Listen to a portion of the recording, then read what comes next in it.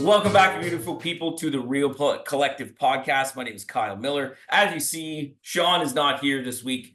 I believe he's not freezing on a beach somewhere, so congratulations to him. But we weren't going to let this week go to waste, so we reached out and got a super awesome guest to come and chat with us today. But before we get there, if you're listening to us on Spotify, thank you for your ears. If you're watching us on YouTube, thank you for your eyes. You can book a call with me. The Calendly link below. You can book a link with Sean, talk with him about, all real estate stuff, and the Calendly link below as well. So please have a look at that. But without further ado, I'm going to jump right into it. So welcoming our guest today is the man, the myth, the legend, with Frank Napolitano from Mortgage Brokers Ottawa. Frank, thanks for being here. I really appreciate you spending the time with us, and it should be fun chopping it up.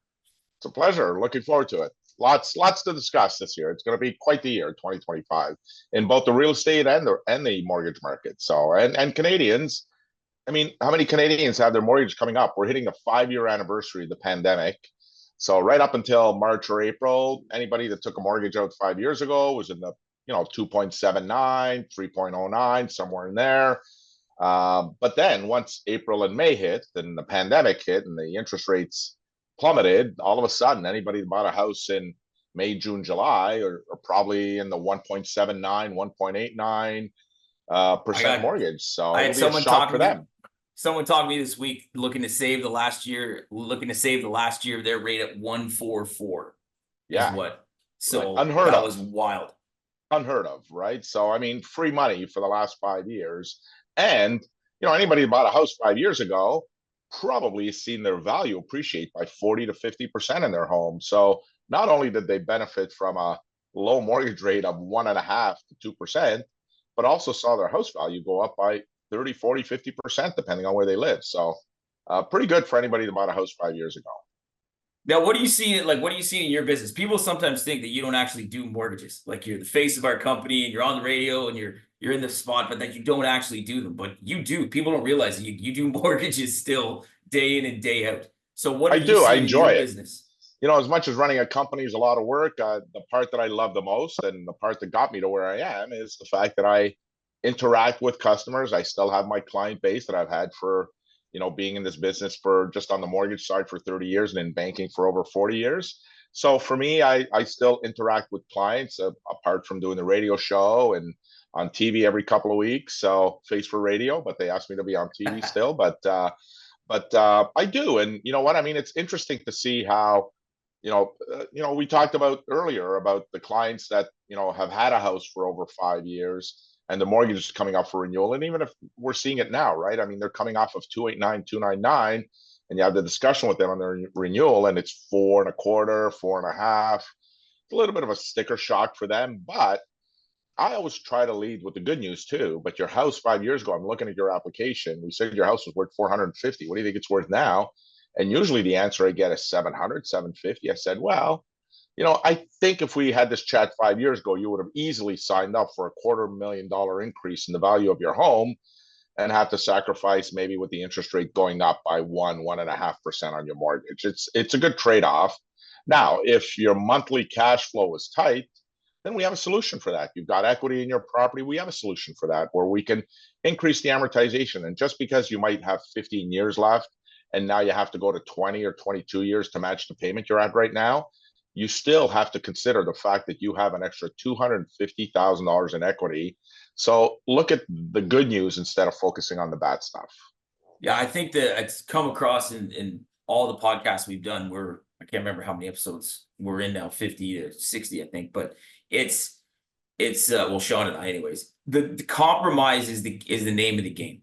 Like you're going to compromise on something. If you're coming out, if you're part of the cliff, if you will, of 25 and 26, when all those come due, you're going to have a moment where you're like, holy shit, something's changing here, right? Whether it's the fact that, because you're not getting a low rate and a lower payment and keeping your amortization low, it doesn't math, right? So having it all, the conversation all the time of you need to pick your poison, right? You're either increasing your payment, which is decreasing cash flow, or you're just going to come to the realization you have to pay for your house a little while longer to keep your payments and lifestyle where it is. And we're going to see that a ton through the next 2 years. We've already seen it. People just, because even coming out of 3 and 4 and you were getting 5 and 5.5, that still sucks, right? Yes, So totally it's agree. that compromise is going to be a big factor in the next 18 months for sure. For Yeah, sure. and for everybody that thinks that our rates suck, and they're not as good as they were obviously 5 years ago. We went through about a 10-year period where, getting a 5-year mortgage in the twos or threes was common. That was the standard. I mean, getting a more, depending on, if interest rates were high, you were getting it at 3.69, and if interest rates were low, you were getting it at 2.49 or 2.59. So there was that 1% spread, and now we're slightly above that. But in the US, I looked at mortgage rates this morning.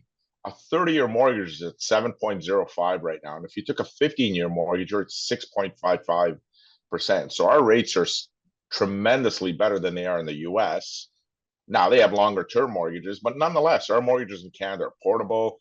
In the US, they're not portable. So that's why you're not seeing a lot of real estate transactions in the US, because anybody that took out a mortgage during the pandemic and was able to get a 30-year mortgage at 3.5%, in what world would they sell their house and buy a new house and have to start at 7%? It doesn't make any financial sense. So the transactions in the US are down significantly, which will impact the economy in time. And then once that economy gets impacted, then we're going to start to see the bond markets come down, and then we'll start to see interest rates come down in Canada as well on fixed rate mortgages. Yeah, it's still wild. People that, I mean, I see it all the time on social media where people are chirping in on Canadian mortgage brokers, which is fine, but they're like, oh, why don't you just do this? It's like, guys, our systems don't run the same.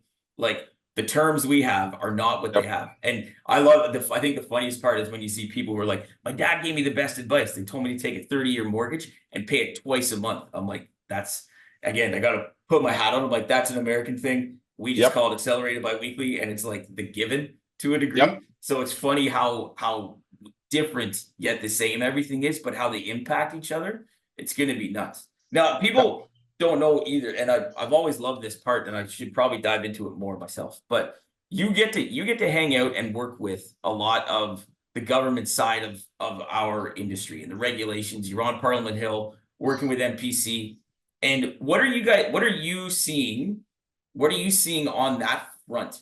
Right, because we get the headlines, and I push them out, and other people push them out, but we don't know what's going on, like in the background. So what are you seeing on that front from the government? How are they seeing this and viewing this with boots on the ground from guys like you and I guess me? Yeah, housing has changed the housing thinking has changed quite a bit. I mean, we went from, the pandemic when house prices were going crazy and supply became the issue. The people were working from home, so therefore everybody was upgrading their homes or moving out a little bit, moving out in the outskirts. And now with the RTO, the return to office being implemented, and who knows how much further that's going to go. I mean, the government's now at 3 days. Who knows if it's going to go to 4 and 5 days. But with those changes comes, the government having to rethink their strategy. And for the longest time, we have a shortage of housing supply, and we still technically have a shortage of housing supply, but it's not highlighted as much now because with interest rates going up, it's kept first-time home buyers from coming into the market. It's just too expensive for them to buy, whether it's the price of the house or it's the interest rate itself, or maybe they're renting a home right now at $2,200 a month, but then they can qualify to get a pre-approval. But once you tell them what the interest rate and the cost of the house and the down payment you have to come up with, and your payments are going to be about $3,500, they say, whoa, that's $1,300 or more that a month that kicks me out of the lifestyle that I want to have. So I think I'm going to wait for interest rates to come down, maybe house prices to come down, but that's unlikely. I mean, if we see house prices come down, we're talking about very slight declines, especially in a city of Ottawa that's very stable. So, I think at the end of the day, we do have a housing shortage and the government knows that. But now that they've capped the immigration, they're less concerned about that right now. They're more concerned about affordability, and that's their biggest thing. So, and still protecting the financial industry. So when I talk about the financial industry, we're going to start to hear a lot over the next 12 months of something called LTI, which is loan to income ratios. So I want to talk about this. That's perfect. Great. Yeah. So on loan to income ratios, what's going to happen is, there's talk about the government. Again, we're going to have a change of government, so it'll be interesting to see if it's viewed the same way.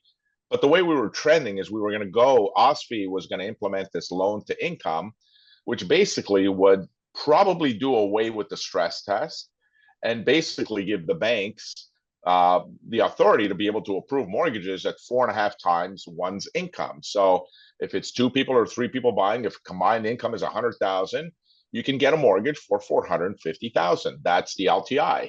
Anything 450 and below falls within the LTI. And then what was going to happen is, depending on the bank's capital that they're carrying, they would have some exceptions, and depending on their portfolio, how solid, what their delinquencies are at. So all that would come into play. And figuratively speaking, what would happen is a bank would be allocated a certain percentage of their portfolio that they can exceed that 4.5. And there's common sense deals that we run into all the time. It could be a self-employed person who has solid net worth, but they net their income down quite a bit so that they would exceed the 4.5. But it makes sense to do the mortgage for them because they can easily qualify for it. So, in those circumstances where a bank can make those exceptions and exceed the 4.5. But that's one of the things we saw. We saw some changes happen over the last 6 or 12 months. Whether it was, some of those changes should have happened and would have happened if the pandemic didn't hit. But once the pandemic hit, they put all those things on hold. But being part of the association that goes to Parliament Hill, and we lobby with MPs, and then we do the same thing with the province of Ontario. We had proposed increasing the high ratio mortgages from 1 million to 1.25. Instead, they went all the way to 1.5. Helps in Toronto, helps in Vancouver. Yeah. I don't know that it's going to help do anything in Ottawa. I don't think there's a lot of people buying homes that are over $1 million with less than 20% down. But if there is the odd one, then great. I mean, they get to take advantage of it, which is fantastic. So, I think that'll help there. We saw the 30-year amortization, which we've been pushing for many, many years now, and we finally saw that come to fruition. Do I think there'll be an amendment to it? I hope there'll be an amendment to it. Right now, if you're a first-time home buyer, you can buy either a resale property or a new home from a builder, and you can take advantage of a 30-year amortization. But if you're a second-time buyer, so you're selling your existing home and buying a new one, the only way you can get the 30-year amortization is if you buy from a builder. So the resales are off the market. You have to go with the 25-year if you have less than 20% down. We think, or at least the thinking was, that was going to be a spring budget. So they were going to introduce that as a spring budget because, as everyone knows here in Canada, we're about to enter into an election where it might happen in the spring or it might happen in the summer or fall, but it feels like it's going to happen in the spring. So that would have been probably one of the items that they brought forward, hoping that they can get some votes from young Canadians saying, look at what we're doing to helping you buy homes. So they introduced the first-time home buyer plan, which is the savings plan where you can put $8,000 a year for 5 years. And I don't know, I'm sure you're seeing it too, Kyle. I mean, down payment is a significant problem for young Canadians. I mean, if you've got the bank of mom and dad that can help you, that's awesome. But not everybody has the bank of mom and dad at their disposal. And trying to save, if your average home in Ottawa is 600,000, I mean, you have to come up with 5% of the first 500 and then 10% anything above the 500. So by the time you incorporate closing costs, legal fees, you're having to save $45,000 for that first home. And that's tough for young Canadians to try and save that much money. I'm sure you're seeing it too, Kyle. Well, I mean, I think the question is, like, I get the programs, I get what they're trying to do, but that's only addressed, to me, it only addresses once you're in. Like, you bought the house, there's a little bit more room now because you got a 30-year amp, fine. But I don't think that addresses, and maybe I'm wrong, but I don't think that addresses the affordability issue, right? It's not making houses cheaper, right? No. We still fight. We're still having that conversation about supply and demand, right? We capped immigration, okay, so there's not that many more people coming, but the other ones are all still here, right? Yep. And we still have that many people, and you still have some plan, apparently, unless they get kicked out, right, about how we're going to build 2.5 million homes in the next, 4 years? Or something. Again, more homes than have ever been built in a 10-year period is what they're looking to do in 4 or 5 years. So it's an uphill battle. And then on top of that, you've got, federal government that says one thing, is that they're going to do anything possible to build more homes. But then the provincial government isn't necessarily on the same page. And then you've got the city, which, again, the city of Ottawa increased their development charges this year, as opposed to all the talk was about, we're talking 30% of a house to build a house is government fees. that Yeah. go either to municipal, provincial, or federal governments, and that's too much. Now, Pierre Poilievre has promised that if he gets in, he's going to reduce, he's going to get rid of the HST on new homes. So there's some potential good news depending on how the election goes. But even that might not be enough. We really need to tackle the fact that builders need to be able to get their shovels in the ground and not have to put up so much money up front that increases the cost, because they just transfer that cost onto the buyers. And if the buyers can't afford that home, well, then that's why we're seeing a lot of builders that are basically pausing some of the building right now, and they're waiting for interest rates to continue to come down so that they can get more buyers in the market. Yeah, it's maybe it's just me. You might have a different answer on this because of how much time you spend with MPC and at the Hill and all that stuff. But I've always found that our drivers for these decisions aren't places like Ottawa. It's Montreal, Vancouver, Toronto. That's all there is. So they made it. That's why they bumped to $1.5 million, like you said, for an insured Yep. mortgage. So it's just that's where I'm like, okay, it's cool and it's going to help some, but it's still hard to see where Not they're helping the addressing the mass. affordability. Yeah, the You're right. It's affordability not issue. helping the mass. It's No, not helping the no. mass. It's helping certain neighborhoods. Toronto's got a big issue right now. I don't know if you're following it, but condos have gone down in value so much. And what's happened is, and I'm sure we saw it over, a 5, 7, 10-year period, they were building so many condos in Toronto, and people that were buying them as investment projects. And when the interest rates are at 2.5, 3%, they can cash flow. The problem is all these mortgages are coming up for renewal now, and with the rates being in the 4s and the 5s, all of a sudden they don't cash flow. So now you've got a whole bunch of investors that are putting these condos on the market because now they want out. And the problem is it's flooded now. So now the value has come down, and Toronto's got this influx of condos on the market that are basically just sitting and not going. And that's something they haven't experienced in a long time. Oh yeah, if you haven't, if you want to see the doom and gloom in Toronto, just follow Ron Butler on Twitter or on Yeah, no X. It's the kidding. best. I mean, No it's kidding. not great. It's just you wake up every day and it's just bang, bang, Yep. bang, and he's not wrong. Like I wish he was, but he's not wrong. No, I mean, what I like about Ron is that he's honest, dead Big truth. time. He just says the way the numbers say. He doesn't sugarcoat anything.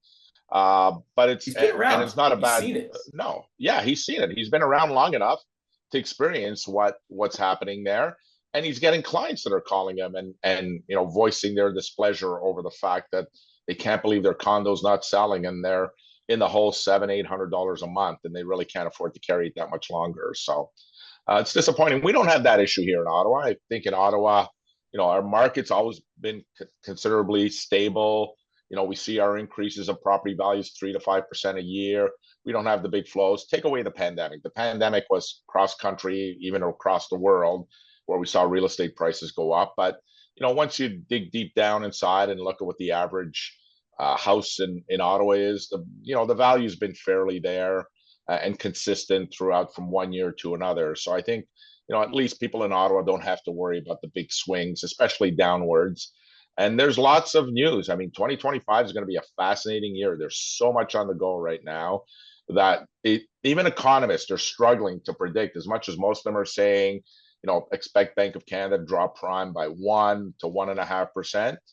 That number could go to 2, or that number could go to only a half. I mean, that's how much the information, depending on how the information works itself out, and some of the policies and procedures. We've got Donald Trump becoming president and promising tariffs to Canada. That would kill thousands and tens of thousands of jobs in Canada. So then what does that do? Do interest rates, typically speaking, if unemployment goes way up, interest rates plummet. But if those tariffs are implemented, well, so does inflation go up. So then Bank of Canada is going to be caught between a rock and a hard place again. We need to make sure that inflation doesn't go up too much. But at the same time, we got tens of thousands of more Canadians that are unemployed. We need to lower the interest rates so that they can continue to stay in their homes. And then we got to hope that the cost of food remains fairly stable, because if it does go up with the inflation, well, then we got to make sure that they have lower costs somewhere else to be able to offset that. So it's going to be a fascinating year. And then, of course, we've got our own election coming up. So there's so much happening in 2025 that anybody that's giving you predictions, they're doing it based on what they think is going to happen. But if anything goes a little bit different than what they think, well, then all bets are off.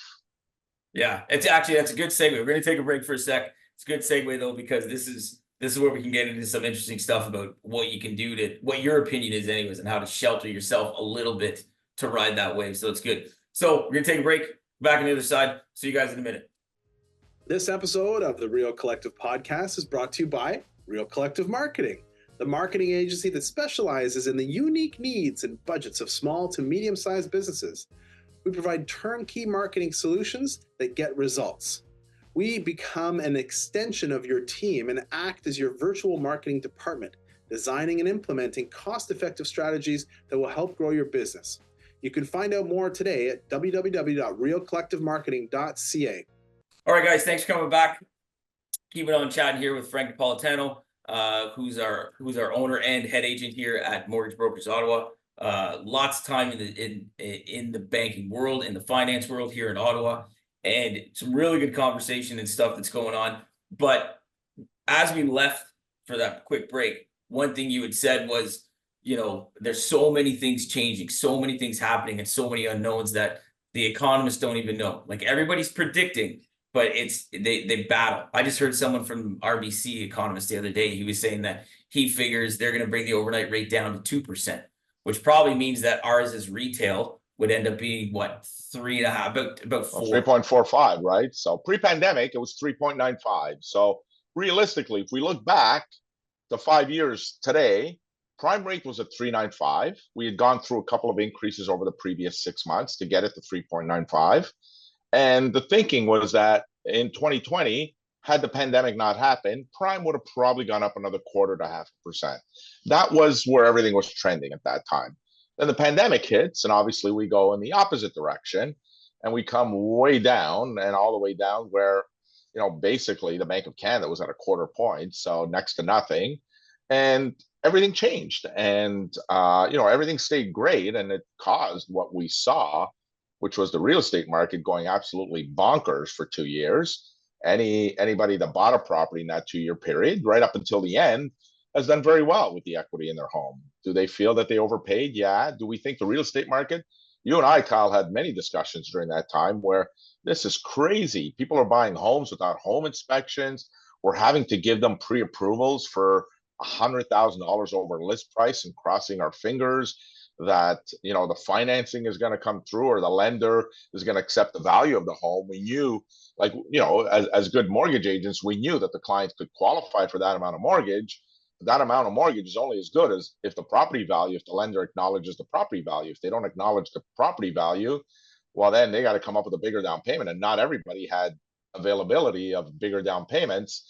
If that didn't happen to them, so we We're went seeing through a that lot. fallout now. We're seeing that fallout now. What Yes, we we have been are. for the last year with the new builds that are finally closing 2 years later, right? Yeah, people who paid excessive amount from a builder, but now that value of that home is less, and now you've got banks that are pulling back and saying, "Wow, we know we lent you on a purchase agreement of 800, but now the property is only worth 750, so you got to come up with the extra $50,000." And for some people, they're having to walk away from the transaction altogether, and it's unfair because they put 50, 60, $70,000 as down deposits, and they're losing that 50, 60, 70,000, which it's, you got to work pretty hard to save that much money. So that's really unfortunate for I Canadians. lost two like that for client. Well, I didn't, but the client I had that chat with the client, and they're like, "No, we're walking away. We're gonna eat this." I'm like, "You're gonna Wow. eat that?"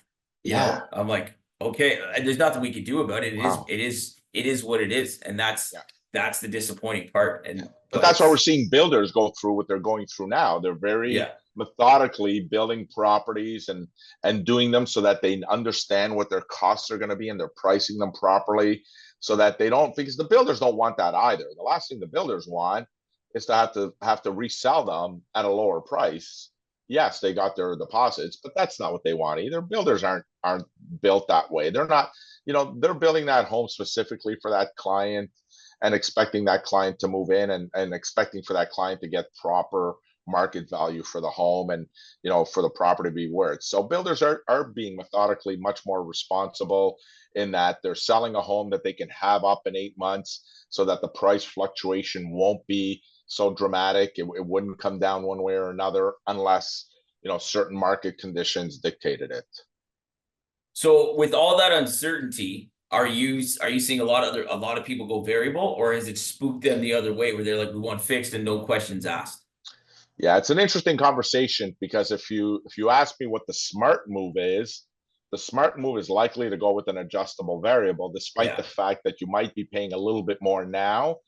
But in a short order, I believe in 2 or 3 months from now, you'll be ahead on the rate because we are expecting Bank of Canada. There's a job report coming out on Friday, January 10th, and that will have a big, it'll have a lot to do with what the Bank of Canada is thinking moving forward for January 29th Bank of Canada announcement. Right now, it's about an 80% chance the Bank of Canada is going to drop by a quarter point instead of the half point they've done the last 2 meetings. It sounds like this one's going to be a quarter. Now, historically, the December job report is fairly positive because you've got retailers that are hiring for Christmas season, and you've got, there's some jobs that are created in December. So we might, hopefully the job report that comes out tomorrow, the unemployment remains relatively stable and there's some jobs created.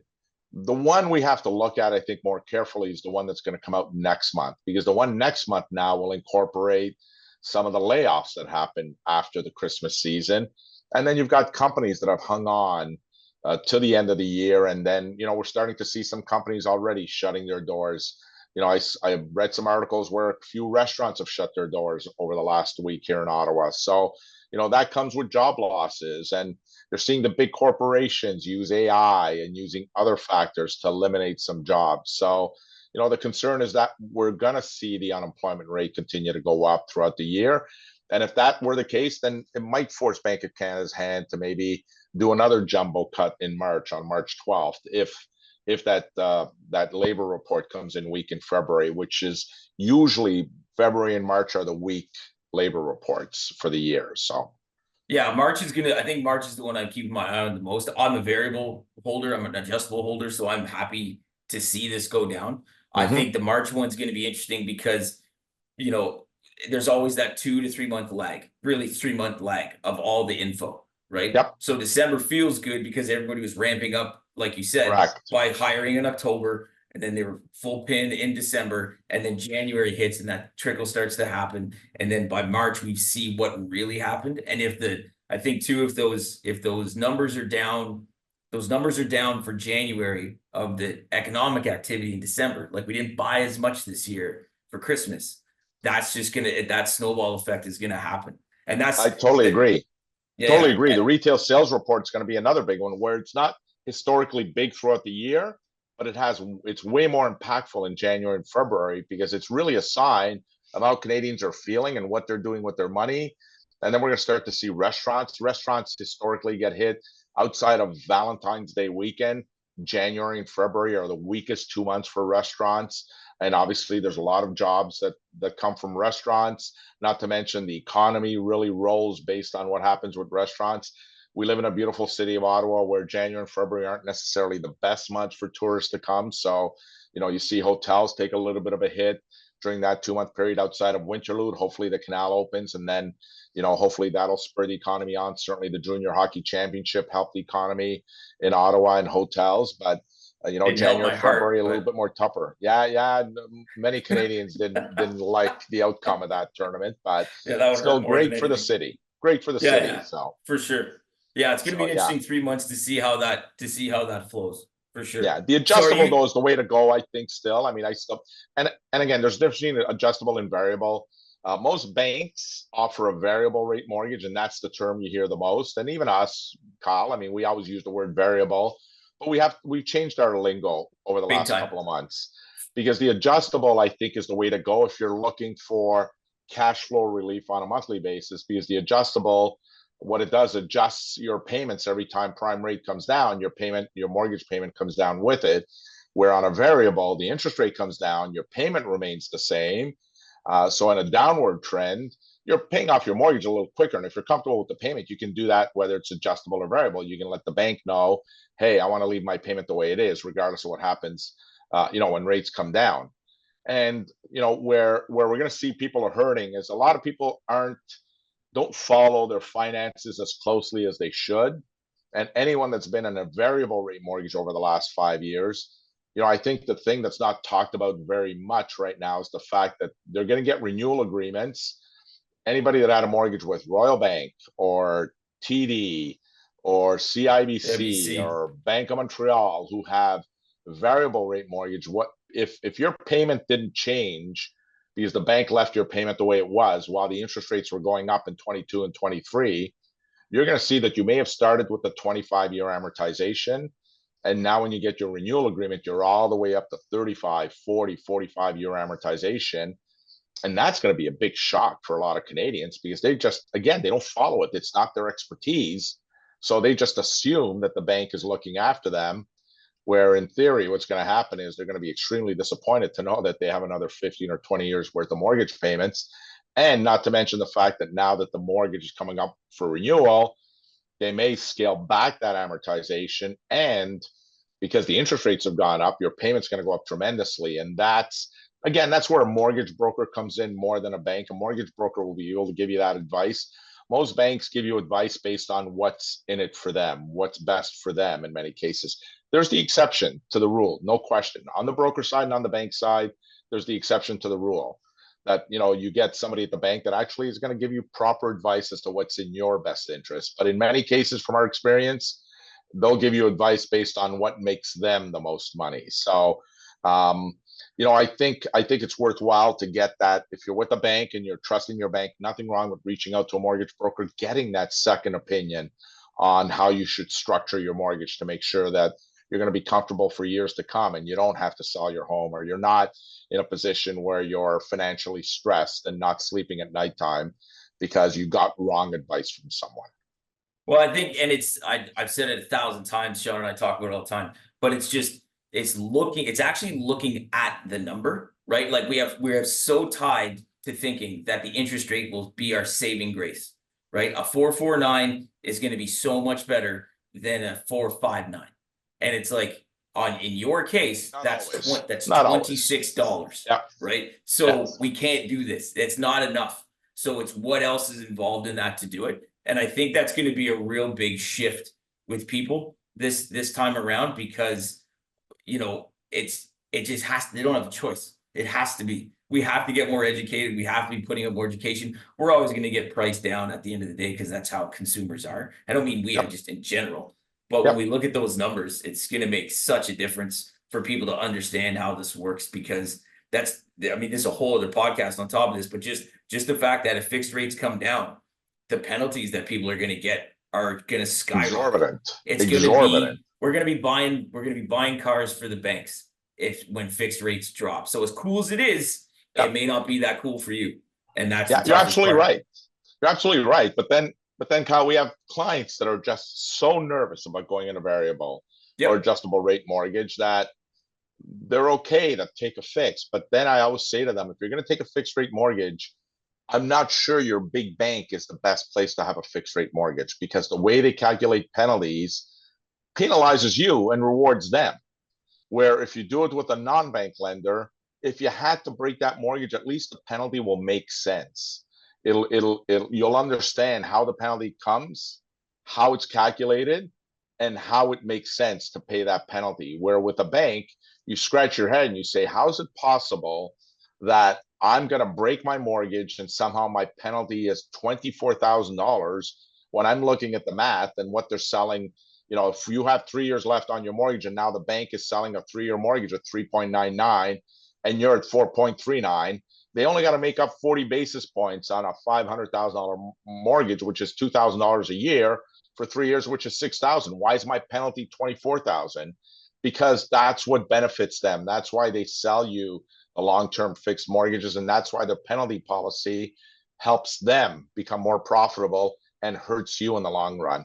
And let's call a spade, Kyle. You and I have both been through scenarios where, clients have good intentions. They buy a house, they take a 5-year mortgage, and then the relationship doesn't work out. And 2 years in, now they got to break the mortgage because individually they can't afford to buy a house on their own, but they're separating and they think they're going to come out with some equity. And then they realize that the penalty to break that mortgage once they sell their house eats up every single penny of equity they have.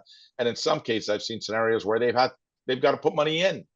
So that's why, if you're going to take a fixed rate mortgage, I strongly recommend. And listen, we have Scotiabank, Bank of Montreal, and TD as partners, and I like them. We work with them. We do tens of millions, hundreds of millions of dollars of business with them. But at the end of the day, they're not always the best choice when it comes to a fixed rate. So to go to your example of 459 versus 449, every day of the week, I would take a mortgage at 459 with a non-bank before I took one at 449 with the bank. Every day of the week, I would do that. I would pay the extra 10 basis points because if something were to happen in that 5 years, where it could be a marital breakup, could be a job loss, could be a health issue, or simply could be that the tariffs, Trump puts tariffs in and now interest rates are 2 and you want to get out. Well, you're going to be able to get out with a non-bank at a much more affordable price than you are going to be able to at a bank. At a bank, you're going to probably be restricted to stay exactly where you are.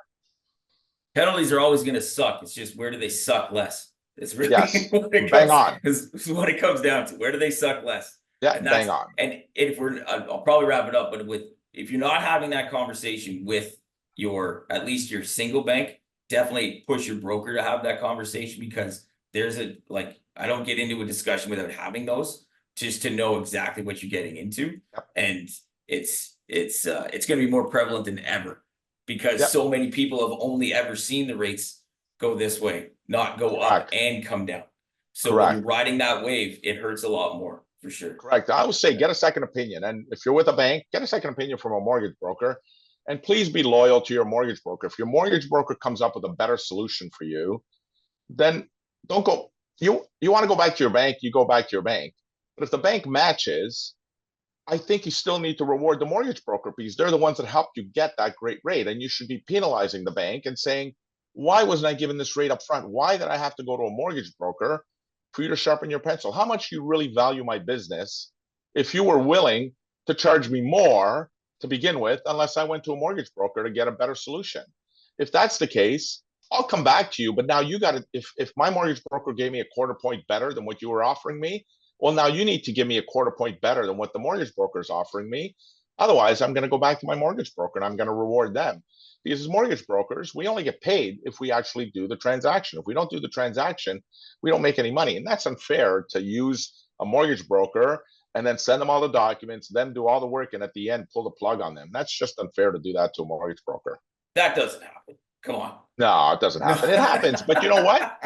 It happens because sometimes the customer just doesn't understand the process and doesn't know that they now, you've let a mortgage broker do all the work for you for no compensation whatsoever. It's no different than a real estate agent. You don't go look at houses with a real estate agent and waste 3-4 weekends of their time and then go and buy one privately. I mean, that's unfair to the real estate agent that they've done all that work and now you don't even reward them in any way. So yeah, it's a good, that's a good note to end on, for sure. We could go on about this stuff for ages. Sean and I do too, so we could. Yeah, we could. But at the end of the day, I think most mortgage brokers and most real estate agents are always going to do what's in the best interest of the client. And we put our clients first. And sometimes the clients get caught up in, being loyal to a bank or being loyal to, a friend that says, this person's selling a house and you can keep your real estate agent out. Sometimes you need to do what's right. Do what's right. And I believe in karma too. So. Yeah. And I mean, and again, it gets put down to price, so much, and people do have to look at it for themselves 100%. So I think there's more good ones out there than bad. I agree. And I think again, in a year that we're going to have, those people are going to show. Bankers too. The ones that work at the bank, there are definitely some good ones, and they're going to do right. But 100%. It's going to most do good. Most will do what's best for the client. But then there's some. And by the way, can we talk about insurance for a second too? Because I'm hearing a lot of this where, I get clients to tell me that, they have to take the life insurance and disability insurance at a bank because otherwise they can't get their mortgage. And that's totally untrue. A bank cannot tide sell. So you're not obligated to take life insurance or disability insurance. If the bank tells you you're approved for a mortgage, you're approved for the mortgage. The condition does not include life insurance and or disability insurance or any of the insurances that they sell. Your mortgage is totally separate. They cannot tide sell. It's illegal to tide sell. So if you're finding that that's happening to you with your bank, you can go back to them and say, listen, you told me my mortgage is approved. I don't want your insurance. So thank you very much. But I'll get outside insurance that's much more, probably a better policy and probably more affordable to take too. It's all about having the team and the professionals. And that's why, and yeah, it's why referrals are great. It's why referrals are great for that. Cause I mean, I refer my insurance to a guy. He doesn't pay me. I just like him. Correct. Done well. No, like, but he there does you what's go. right for your clients. At the end of the day, he's doing what's always right taking for care your of them. clients. That's what it's about. Yeah, he's always taking care of them. Yeah. All right. Well, we're going to shut it down there. That's long enough. Frank, can't thank you enough for giving us the time and taking over for Sean while he's sunbathing somewhere, which would be awesome. But anybody who wants to get in touch with us, as we always say, you find us on Spotify, you can find us on YouTube. Links to my Calendly link and below if you want to book a phone call with me, if you want to book a phone call with Sean. We'll give a shout out to MBO too, so you can get a hold of Frank, but you can always go through me. It's fine. And go from there. And again, Frank, thanks again. Appreciate all the experience, all the time. Thank you very much. And as we always say, keep it real. I can't remember what I was supposed to say. What the word was You're supposed to be. say collective. Collective. Okay, let's do it again, and then the guy can cut it out. Yeah. So keep it real. Collective.